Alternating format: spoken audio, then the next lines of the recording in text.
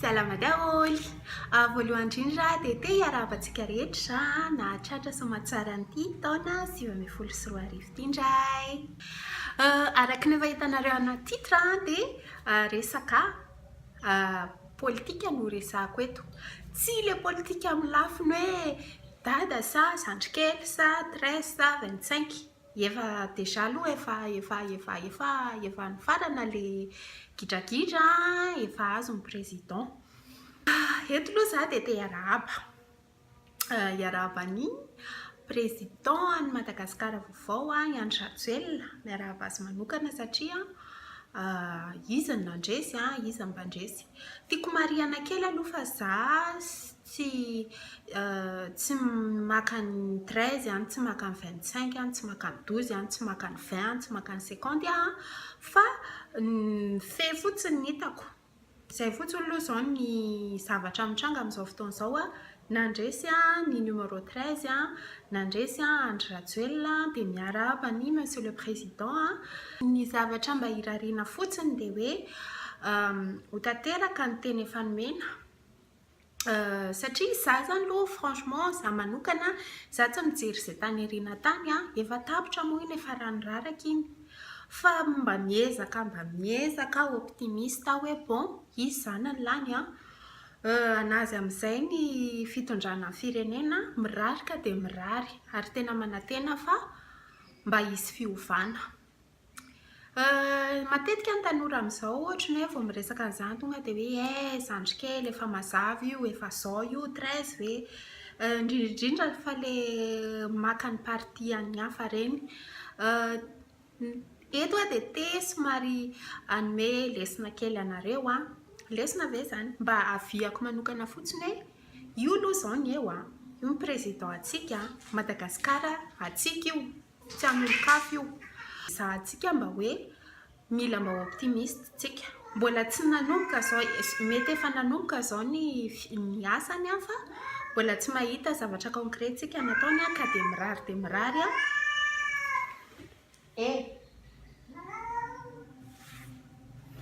bon 13-25 kely fa ny mba tsy mbanana kely teo araka ny efa niteneko io aloha zao ny eo mila miezaka tsika optimiste be mihitsy ho an'ny firenena satria Madagasikara io ihany ny atsika na dia ifindra ivoaka ny ivelany azy ianao na hianatra ny ivelany na hipetraka na hanorina fiainana vaovao azy ianao malagasy foana ianao dia hitondra ny anarana malagasy foana ianao mandrakizay ka na tsara ny zavatra mitranga ao na ratsy ny zavatra mitranga ao dia atsika foana io. Encouragement kely fotsiny za moa aty alavitra aty mety raisiko ny tsiny hoe mety tsy dia tena mahalala ny zavatra mitranga any fa olo-pirenena malagasy anany tenenako hoe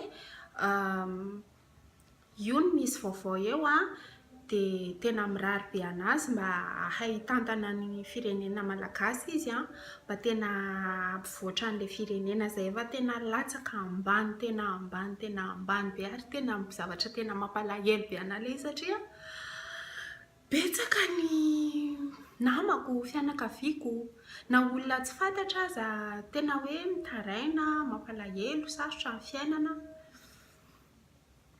Nefa moa za manokana mbola tsy manana fahefa-midy afaka hoe hanampiana amina zavatra ngezabe sy ny sisa fa dia tena manantena hoe mba hiarina ilay firenena.